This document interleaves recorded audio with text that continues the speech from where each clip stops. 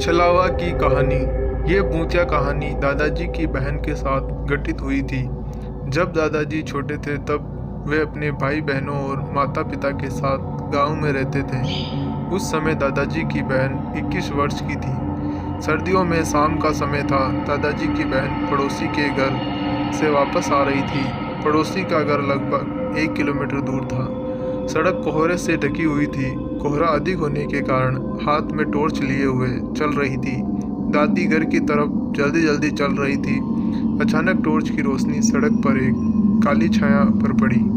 दादी ने टॉर्च की रोशनी अच्छे से डाली, जिसके बाद पूरी काली छाया दिखाई दे रही थी। टॉर्च की रोशनी में केवल उसकी लाल आंखें दिख रही थी, लाल खून की तरह चमक रही थी। दादी बहुत डर गई और पीछे जाने लगी। वह भूत उसकी तरफ बढ़ने लगा। जैसे जैसे वह भूत दादी जी के नज़दीक आ रहा था, उसका आकार बढ़ रहा था। धीरे धीरे भूत ने भयानक रूप ले लिया। दादी डर के मारे जोर जोर से चिल्लाने लगी, बचाओ बचाओ। पड़ोसी के घर की तरफ भागी। जब दादी पड़ोसी के घर पहुंची तो बहुत जोर से हाँफ रही थी। पड़ोसी दादी को डरा हुआ देखकर बहुत डर गए और दादी को घर के भीतर ले गए। दादी उस समय भूत से बहुत डर रही थी।